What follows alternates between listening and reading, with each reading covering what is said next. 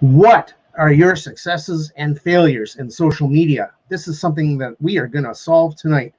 There is no issue. There will be no issues for tissues after we're done talking to this special lady tonight. I promise you, you're going to get some information. You're going to have the opportunity to ask questions. You are going to be in a place where you no longer have any excuses about getting your social media nailed. And success for your business, for your activity on social media will never be the same. Tonight, I am so stoked to be sharing my stage on my show with Karen Liz Albert. And of course, Karen Liz Albert had to put in the Liz to make sure that she stood out amongst all the Karen Alberts in the world. And that is an awesome little tweak right there for all the us to know. So welcome to my show, Karen. Happy to have you here tonight. Thank you so much. I'm blessed and grateful so much for you to share this time with me and me to allow this, share this time with all of your listeners and viewers out there in the World Wide Web, the Wild Wide West. Yeah, the interweb. And I'm very thankful that you're here, Karen. It's one of those things where when I was first exposed to your expertise, you're excellent. It was unexpected, and I was watching you on someone else's go live with my mentor, as a matter of fact, Chris Williams, and it was one of those where I went, "Oh, I want to know more." And it was I immediately reached out to you, as you will probably remember, and said, "Oh, please, I need to share. I need to know some of that stuff that you know. Please help," because what you said had my ears so tweaked out. I'm thinking, "Oh, wow, I didn't know that was even possible, let alone how to do it." So that's the big, beautiful thing about what you teach, what you share, is that most people don't even realize the stuff that you take and I now take for granted. And that's pretty powerful, isn't it? It really is. But I think it sort of falls into like so many of the things that we are trying to juggle today, right? I mean, I think if as a business owner, there's so many things that we have to just sort of like be responsible for. And so one of the things that I love to be able to do for business owners is eliminate a lot of that stress and the huge question mark that most have when it comes to social media, and just say, you know what? It doesn't have to be that time consuming or that complicated at all. And so I love being able to sort of let the business owner sort of go, oh, okay. Yes. This isn't going to consume all my time, and it's actually going to work. Well, that's the time and activity actually should translate into conversions and sales, not more frustration. Right. So it's an amazing thing. I just wanted to let everybody know that, hello, John, good to have you on tonight, and welcome, Karen, he says. I want everybody to know that if you're watching on my personal profile or my business page at around the 9-minute mark, I'm going to be cutting off those streams. And if you have any comments and you've not done this yet, click on that link somewhere. You will find it in the post where you're watching, and you'll have the opportunity to make sure that Karen and I get to see your comments. Welcome, John. And Karen, I would love you to share with us what is a bit of your backstory. We'll go as long as you need to go, as long as Facebook holds our stream, and just share with my audience what it is that inspired you to get where you are now, to become the expert that you are. Give us a bit of your backstory, if you would, please. Yeah, well, thank you for asking that. I think I learned fairly early on about myself that I'm definitely an educator at heart. Like I always, whenever I learned something new that I knew could really make an impact in someone's life, whether it's personally and professionally or whatever, I just wanted to like scream it from the mountaintops, like, guess what I just learned, and so I call it my past life. Prior to the entrepreneur life, I was in the corporate world. I never actually even thought that I had the entrepreneurial bug, but I worked in the corporate world, and I kind of went through the corporate world probably doing all the things that I say people shouldn't have done. Like I had the bit of a shiny object syndrome, right? Like, oh, I'll go try that, or I'll try that. But I have no regrets because I know that every little piece of thing that I did actually really lent itself to what it is that I do today and brought it all together. But in 2010, I was working for a software company in sales and marketing as my background, and I had been with them for almost 16 years. And, you know, I really didn't think, I wasn't planning on leaving. I didn't think that, you know, that I was ever going to be outside of the corporate world. But in the mid 2000s, I did get the opportunity to get some experience in working with Facebook. So we actually were one of the early adopters of using the Facebook private groups for the different users of the software vertical so they could kind of chat with each other and stuff. So it really helped on cutting the cost down of the support department. So that was great. And so I was, you know, feeling very proud of myself, but I was still making other people a whole lot of money. Right. And then in 2010, I lost my mom to cancer. Yeah, in like 3 months. And so I don't know if you or anybody watching has ever had a situation occur where it just literally completely shifts the trajectory of everything. And so I didn't really want to work for the software company anymore. I didn't really know what I wanted to do. I kind of needed to sort of find some purpose in the pain, you know? So I parted ways and I did some soul searching. And during my soul searching days, my next door neighbor has a nonprofit organization. She came up to me and she said, you know, well, I've got a fundraiser and you're not doing anything. And you know that Facebook thing. And so she didn't really give me the opportunity to say no. So I was like, okay, what the heck? So 90 days later, we had this event. It was a total success. And the real estate agents that had donated the space for the event came up to me and said, so how much can we pay you to help us with our social media? And that was literally how it started. That was opportunity knocking, right? And I was like, I am going to get right back to you on that. And so that is the birth of my company, which is called Behind Your Curtain. And the kind of the backstory on that, the name of that how I got the name of my company is that, again, in my soul searching times, oh, thanks, Connie. I was volunteering and helping my daughter. She was in musical theater. And so I was sort of taking pictures and helping them promote the, the theater productions and all of that. And after one of the theater productions, we were in the lobby and the director came over and put her arm around me and introduced me to some of the parents as, you know, this is Karen. She's the one that's behind our curtain. And I thought, oh my gosh, what a great name for a business. So I go on GoDaddy, right? And I'm like, behindourcurtain.com, not available. Behindmycurtain.com, not available. So Behind Your Curtain was available because in the infinite wisdom of, universe, God, whatever, that was actually the perfect name for me because when you hire me, I am behind your curtain. Perfect. So I am bit of the Oz, right? I am doing all the magic, but I make it look like you, but I'm actually behind your curtain. So that's how that name came up. And so very blessed with finding that name because it has stuck with me for over 10 years now. And it definitely sticks out. People tend to remember that name. Beautiful. And I like it because in many cases, we are always in a place where we wonder where the magic is coming from. Remember the Wizard of Oz. And if it wasn't for Dorothy pulling back the curtain to see the wizard pulling all the gears and making everything happen, we never would have understood the truth about the Wizard of Oz. So this is a real powerful, powerful message to share that everything that we do in business, if it's just us, then we're the ones behind the curtain. But if we're scaling, if we have a team, if we're building a team and scaling our business, then we're going to need other people behind the curtain because there's no other way to make it work. You can't do it alone. Once you start to scale, there is no way you can do it all alone. You'll drive yourself mad. It's not. And just anybody out there right now, thank you for those of you that are on live and for anybody watching the replay. If you're building a business online, please don't try to do it alone. Please, I beg you, because it's one of those things where,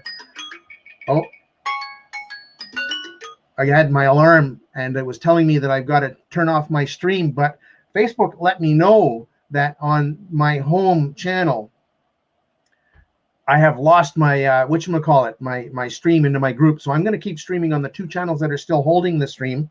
It's switched my plan. And this is one of the things that I want to share with everybody is you never know what's going to happen. Never know. Social media. It could be anything. That's right. That's right. We are in a place where we have to be ready to roll with the punches. If you are ever going to start a business online, be prepared to do what it takes. And for those of you that are not seeing your name, just go to the link that's in the post and click that, and you will be able to for us to know who's making the comments. And I appreciate your comments tonight. And that is a huge nugget, Karen. So after I have said that little bit of tidbit, which I would have kind of wished that you'd had the wisdom to say, or the opportunity to say, because it is deep wisdom, what habit or skill do you think that is your biggest asset in what you do? Well, the biggest one, I really do think, and I think it's what I had given you and beforehand, is it really is a make or break if you are not impeccable with your word, because that is what will absolutely set you apart. And I'm not just saying being impeccable with your word to other people. You also need to be impeccable with your word to yourself, probably even more so. Yes. Because we can talk ourselves out of a lot of things, right? Yeah.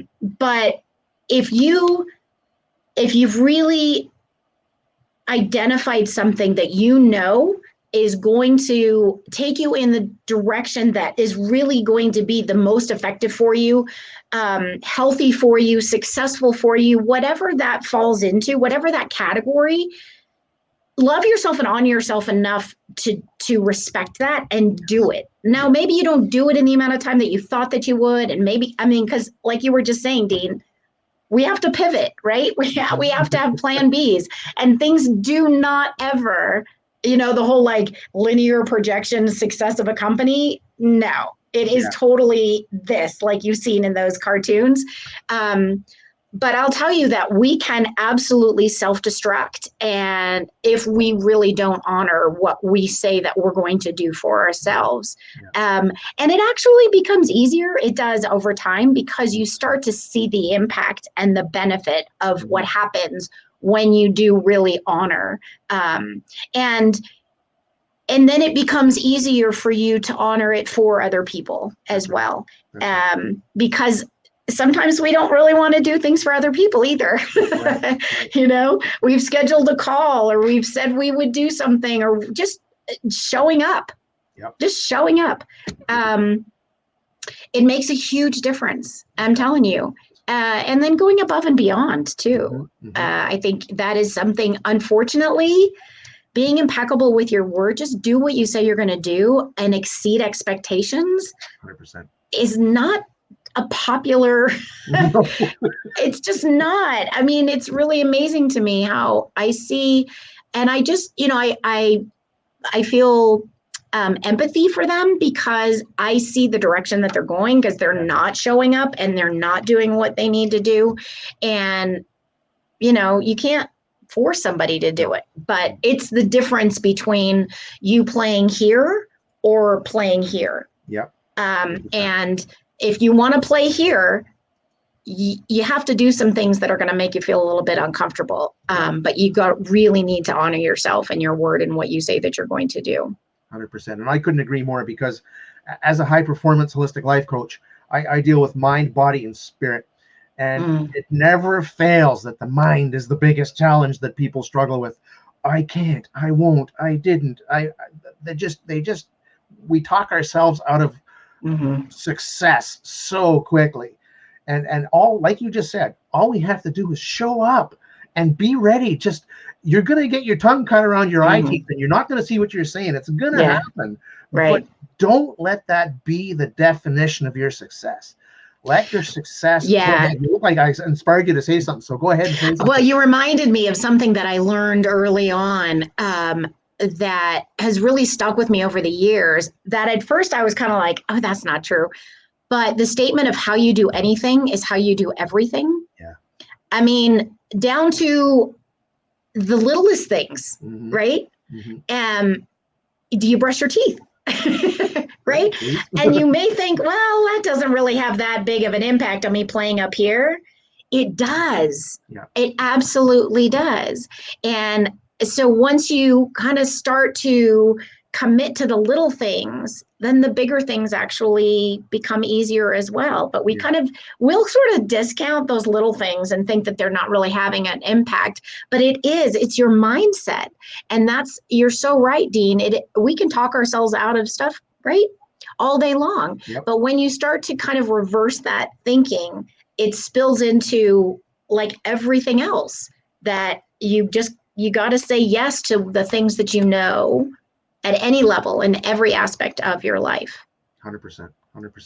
Now, I would almost have to hazard to say that would be one of your most go-to habits or skills, is just to show up and do that thing that you were just talking about. Would you agree? Absolutely. Cool. Yeah, cool. So, absolutely. And in that, a lot of people don't realize that it's not that difficult. It's as easy to do it as it is to talk yourself out of doing it. As a matter of fact, it feels better once you've done it than it does. It does. Because you can say, hey, look what I did. That's right. And I didn't suck. And it didn't suck. Or maybe I did, but I did it anyways, right? And the thing is, the beautiful thing is that I found, Karen, is that when we get into that place where we allow ourselves to be human enough to be vulnerable and show ourselves as that human that can make a mistake, we resonate with more people. Because lots of people say, I'm not going to try because I'm not perfect. Don't worry about being perfect. Right. Just show up. Just do it. And that reminds me of another quote. I love it. You're inspiring all these quotes now. I remember. If I can remember, perfect mediocrity is better than sloppy perfection. Right? Yeah. And the perfect part of mediocrity is showing up. That's right. That's exactly. Yeah. That's all it is. Sloppy perfection, you'll stop. It's analysis paralysis, and you'll do nothing in favor of just saying, well, it's not perfect, so I can't let it go. That's right. One of my mentors always taught me, start the flight and build the plane while you're flying. Yeah. Oh gosh. What? Amen. Amen. I know. And then you think, well, how is that supposed to work? But it does. It does. Because what happens is you get inspired to be better because you've learned a lesson, and you've stumbled and you've tripped, and you go, oh, I know what not to do. Exactly. And those are priceless. Right. And my good friend John thinks that practice makes perfect, but I don't know if we're ever going to get to perfect, John, but practicing is certainly key. It is, absolutely. And, I think back to the first 3 years of my business. Oh my God, I did all the wrong things. I was like trying to be everything to everybody. Like, oh, you want a logo? You want a website? You need this, you need that, anything that I felt like was going to help a business. And then I found myself broke, right? All my money's going out to pay for all of these consultants and resources and everybody that I was hiring to fulfill. And I just said, I'm not having fun with this at all. And I literally fired everybody, trimmed the fat. And I just said, you know what? I'm going to look at what I absolutely love doing and what I know I'm really good at, which is being an educator, being a strategist. My background is sales and marketing, creating marketing campaigns in social media. Yeah. And that's what I'm going to focus on. And so if anybody said, hey, I don't have a website, can you help? And I'd say, I've got some great web developers I can refer you to. Yep. I've got great logo designers I can refer you to. Not my jam. You need social media? That's my jam. Then we're going to talk. And it really opened up the opportunity for me to really hone my skill in that area. And also, which is such a huge thing that people really want, consumers want to go to an expert that can tell them exactly what they need, and how they're going to deliver that to them and what's it going to cost. That's right. And if you're kind of all over the place, it's a little difficult to have that as a really clear answer, right? So because I can just say, this is what I do, this is how I'm going to deliver it, this is the output you're going to get as a result of it, and this is what it costs. Yeah. And they're so grateful. Like, oh, well, that's simple. Okay. Maybe they'll say yes, maybe they'll say no, up to them. But at least I framed it, right, in a way that has made it very simple for them to understand exactly. And it's made it simple for me. Yes. Because again, I'm not all over the place. That's right. Trying to be everything to everybody. And that's powerful, because a lot of people, when they start out in their business, and even when they realize that they've been at it for so long and they're failing, they don't realize that that's the catch. They're trying to be everything to everybody, and you can't. You gotta niche down. You gotta work with your ideal clients. You gotta say no. You gotta say no. Absolutely. So yeah. Cool. I'm gonna ask you somewhere along the line. I'm gonna let you think about it before I actually pop the question, so to speak. But I'm gonna ask you to give a nugget. One of the things that you think is the most powerful thing that people can do on their social media platform. Don't answer that question yet. I just wanted to throw that at you and let you think about it. But in the meantime, what I'm going to ask you is, what is the one thing that you wish you had known before you started your career? Only one? Wow. Yeah. Well, the biggest one then. Or if you have more than one, go for it. I think it's kind of along the lines and expanding upon what I had just said is really having enough respect and appreciation for yourself to look at what you want to do, because like attracts like, and know that it's okay for you to build your ideal business based on what you want to do and who you want to serve. Yeah. You don't have to be everything to everybody. No. And I wish I had kind of had more awareness, of that. But because I think those of us that might have come from the corporate world were kind of, that culture is, I have to make my boss happy or I don't get compensated. Yeah. Right. Yeah. So we don't really look at saying to our boss, yeah, I don't really want to do that.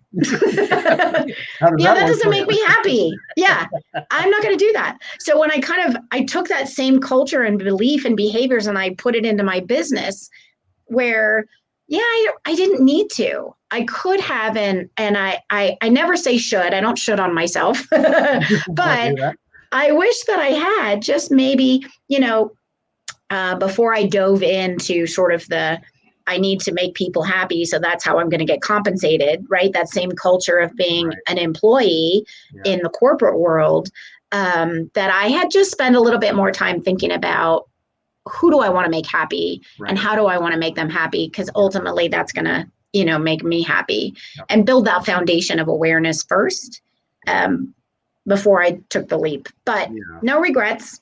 That's right. Brought me to where I am today. Exactly what I was about to say. I mean, when we start to regret the lessons that we've learned, that's when we start to forget them.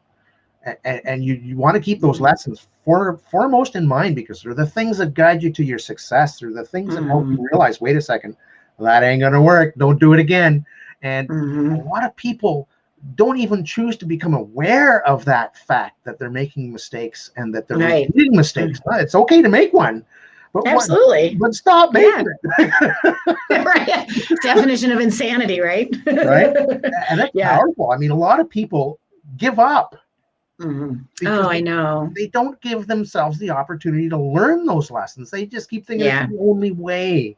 And they keep beating their head against that wall thinking there's no other way, when there is. The first thing that I would like to suggest is for people to have the humility to ask. Oh gosh, right? That's a huge one. Right? Speak to that. Big old ego. Right?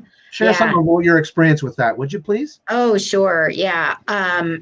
It took me a while to recognize how much I was preventing my own growth and success because of my ego. Yeah. Oh, I'm perfect. I would never say that I'm perfect, but to be vulnerable enough to show others, you know, that you're struggling and you don't have all the answers and you've made mistakes and that you need help.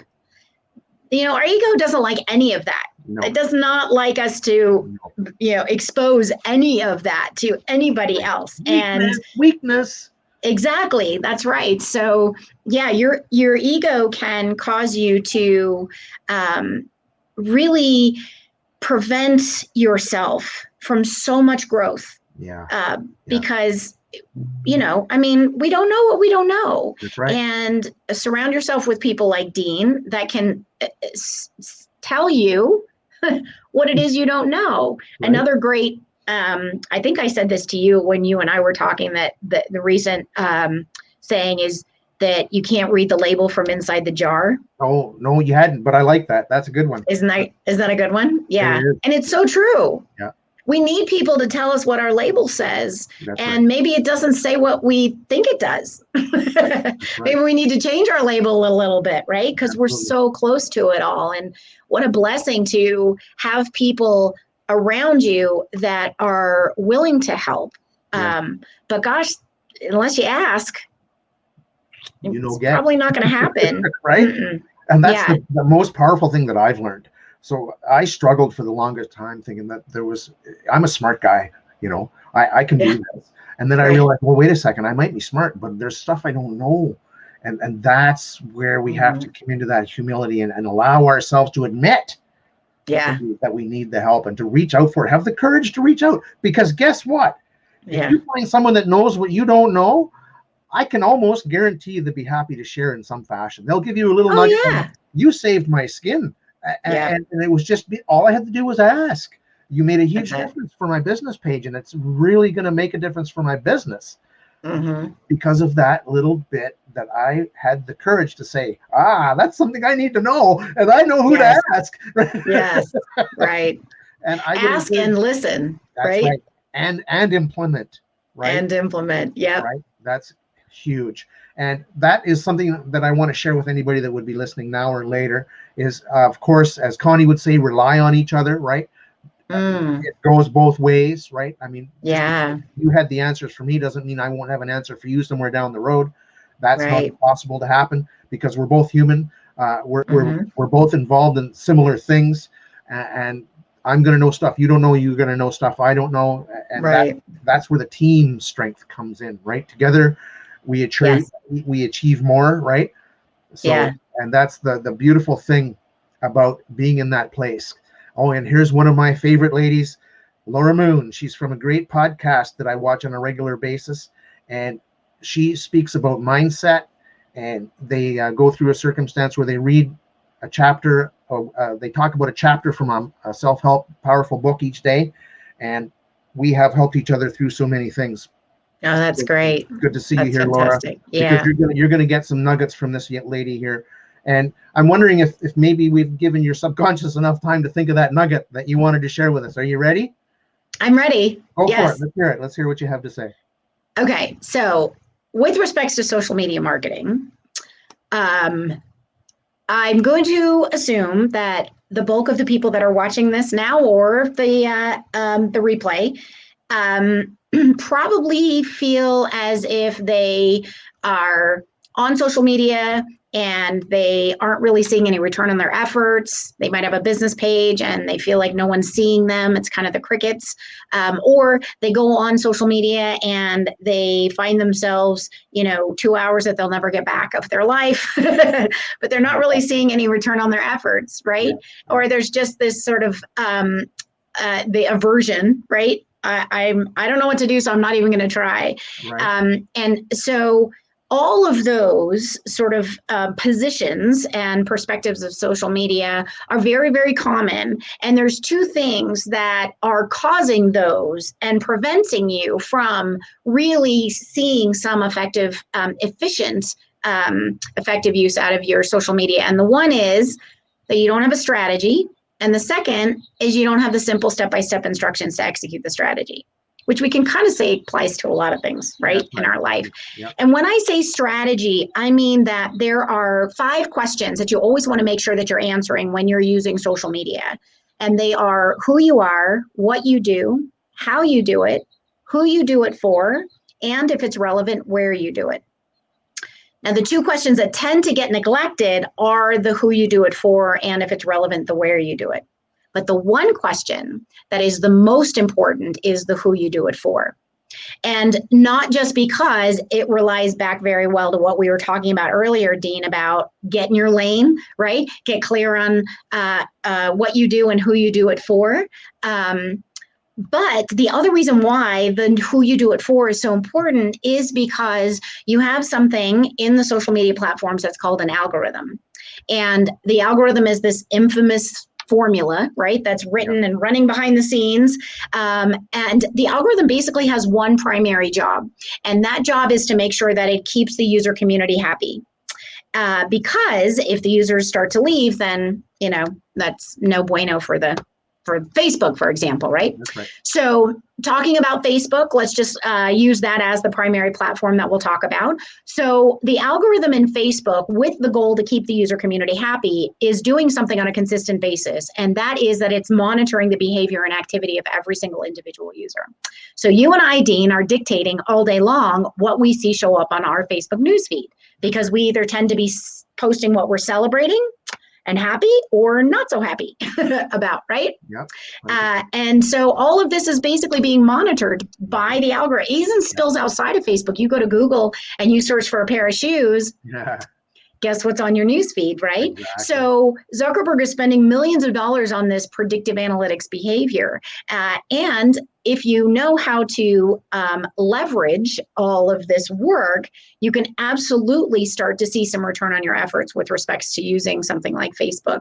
Because once the algorithm starts to get a sense of what it is that a particular user has an interest in, it wants to make sure that it can continue to have information on that user's newsfeed continue to show up that will keep that user happy. Right. So with in the objective of doing that, it goes and scans the millions of business pages that are out there in Facebook, looking for business pages that produce content that might be right in alignment with what a particular user has an interest in. So it could potentially take your content and start to match it up with a user community that might have an interest in what it is that you have to offer. But we tend to be using our social media platforms as sort of being an everything to everybody, right? Yeah. And, if you're marketing to everybody, you're marketing to nobody, right? Yep. And because the algorithm doesn't have a profile called an everybody. So once you get really clear on the who, everything is based off of that. Everything, meaning your keywords, your hashtags, your graphics, your videos, your call to actions, your content strategy, and your community engagement strategy. Everything is based off of who is it that you are wanting to attract as a result of using social media. And that's when you start to see some serious return on your efforts, because you're not just doing what I call mistaking activity for progress. You're not just throwing stuff out there and kind of doing this and hoping someone sees it. When you get clear on the who, everything else is actually then going to be built off of that. And that's really where you start to see the big difference in being seen, and being seen by the community that you want to be seen by, and the community that might have a need for what you have to offer, but they just don't really know about you because you're just sort of trying to be, everything to everybody. And I was guilty of this in the first probably 4 or 5 years of my business. I was social media expert that worked with any entrepreneur, small business owner that really needs to, get a strategy in place for their social media to generate leads. And so, yeah, okay, that's fine. That's pretty broad, right? Yeah, right. So I decided to actually practice what I preach. Imagine that concept. Yeah. And right. And I decided to focus on customers that I'd had over the past, but I got really kind of focused and niche. And so now I work almost exclusively with real estate agents. And my business has quadrupled since I did that, because it allowed me to implement my own strategy to make sure that I am showing up in front of real estate agents. And it also helped me to also find who are the other businesses that also have a relationship with real estate agents, so that my strategic, alliance that I wanted to start to build was so much more effective. Lenders, loan officers, great referral sources for me, right? Yeah. Real estate magazines, great. When you get clear on the who, it also helps you get clear on who are the other businesses that you can start to collaborate with and partner with to start to, really get some awareness of your service in front of that particular niche market as well. Beautiful, beautiful. And we had a comment from Laura. She was asking for some strategies for organic growth, and that's what you were actually talking about. Did you want to add anything to that particular thing? Because I don't think Laura realizes. Go ahead and read that. But I don't think Laura realizes that we can actually leverage the algorithm on our business page from an organic standpoint, and that's actually what you were just talking about, because that's what you taught me. I didn't know that. And that made my ears perk out, when you can have organic reach on your business page. And that's the part that blew my head. And could you maybe go into a couple of the tidbits about that, about how to do that? Sure. Yeah, absolutely. So when the algorithm goes and scans the business page, it's actually looking to get information. So if we even think of those 5 questions, the algorithm wants answers to those same 5 questions as well. And so what I recommend is take a piece of paper and write out the answers to those 5 questions, but come from the perspective of the who. Because if you think about it, if you answer who you are and what you do and how you do it, like for me, my answer to those 5 questions is, this is who I am, but this is what I do and how I do it. And I make sure that I am talking to the pain points and the problems and using the nomenclature of realtors, right? So it's different. And so I'm packing in a lot of the keywords that I know are also going to help me show up in search engine. But when you get the answers to those 5 questions, where the algorithm goes to get the answers so it can profile you is the description of your header banner picture and the description of your profile picture. And I can guarantee you, if you go double click on either one of those pictures right now, there's probably nothing in the text or description of those pictures, which is fine, because most people don't know that that's where the algorithm is actually going to look to get information. So that's where you can really start to feed the algorithm with a lot of the information it is that it's going to need to help profile your page. And then also think about the name that you've got on your page, the designation that you've given to your page. And then a community engagement strategy is where you can then start to think about what are the other businesses that also attract that niche, and go and connect your business page with those business pages as well. And then use the news feed.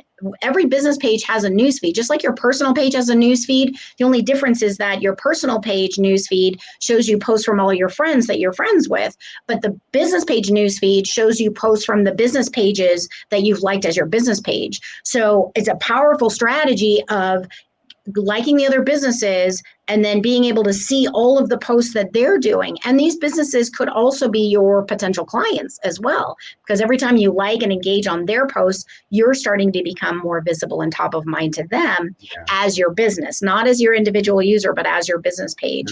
Because you can't just have a good content strategy anymore. There's too much noise out there. You have to layer it on top of a good content and community engagement strategy. And the two of those together is huge in making an adjustment in the organic side. Paid is a whole other animal. And just like I was saying before, not my jam. I refer people, you want paid ads? Here's some amazing people that I know that do that.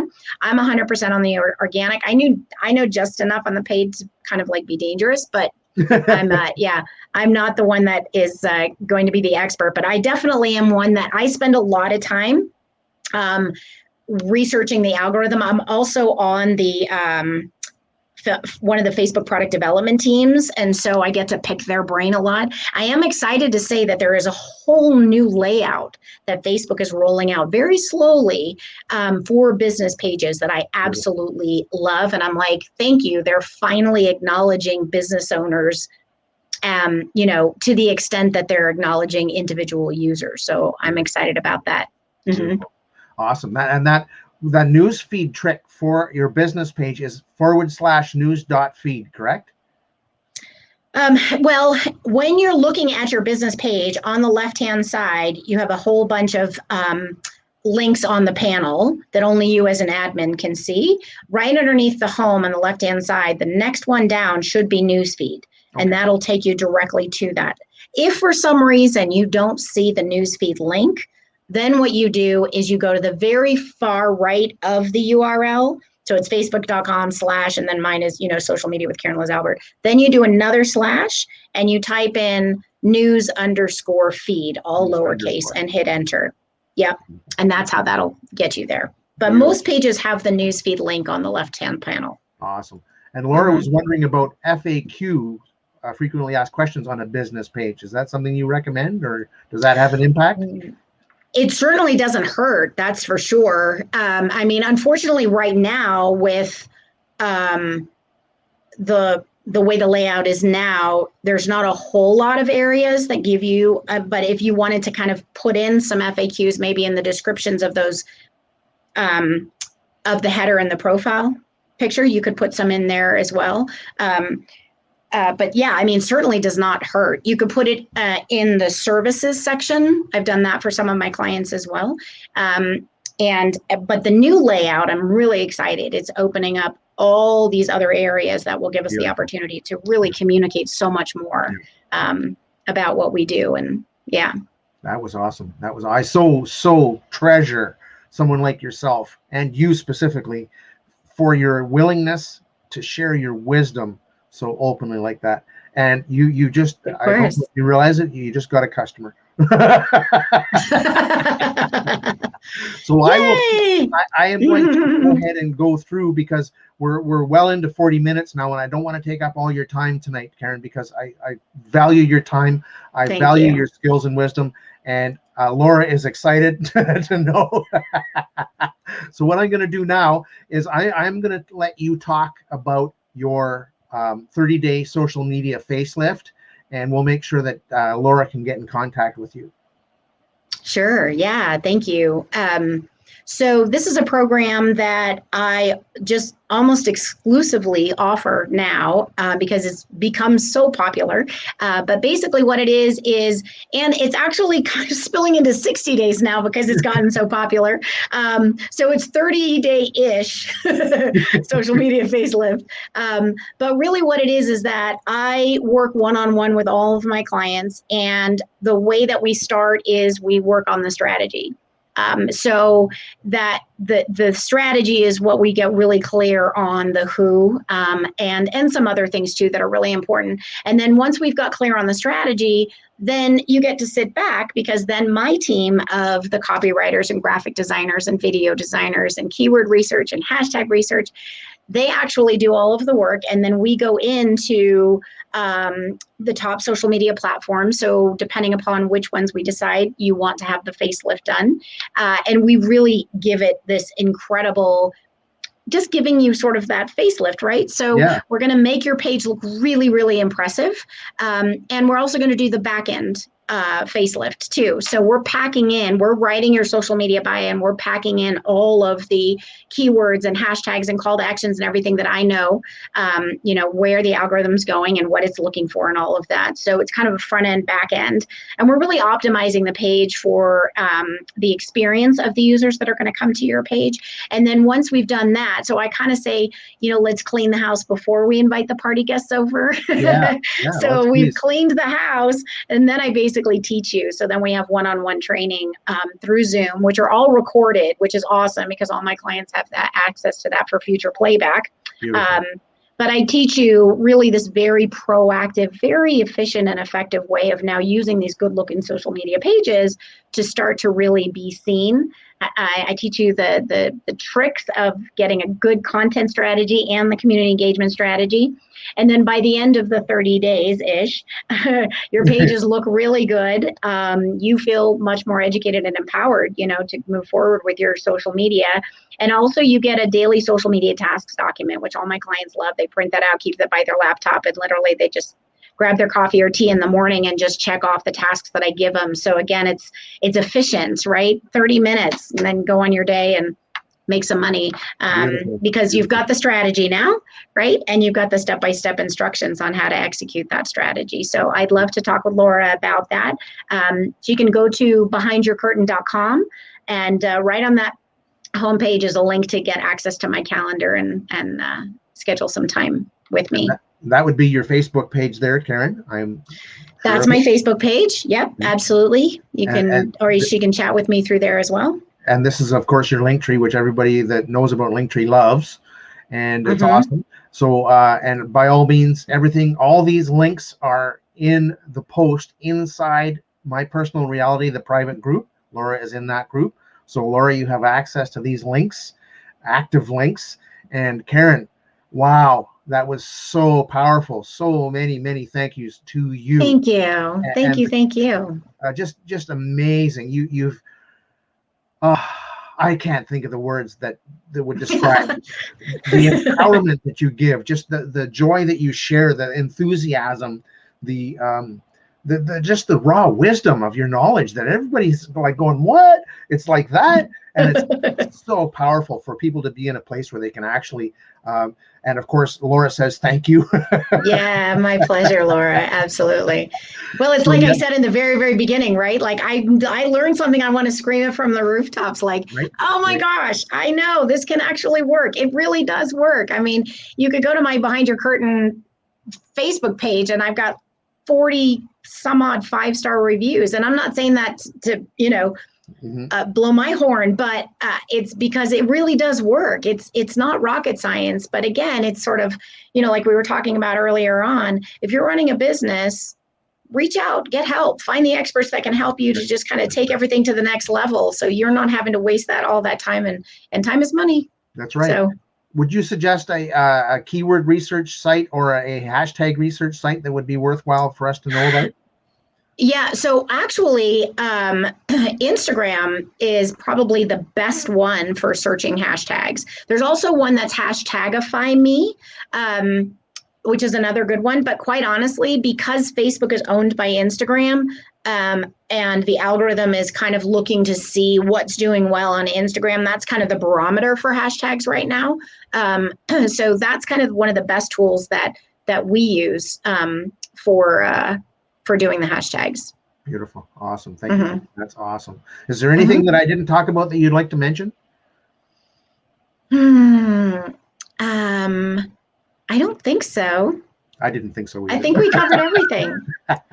Yeah. You covered more bases than there are on the baseball diamond, girl. Yeah. I create my own baseball field. That was very cool. I'm so thankful for your time and your My pleasure. And thank you everybody for absolutely, and we'll be in touch, don't worry. And thank you everybody for being here and asking questions and giving Karen an opportunity to so enthusiastically share her wisdom and knowledge with us. And we will say goodbye to everybody now. Have a great night, and thank you. Bye. I'm still here, Karen. That's a cool owl.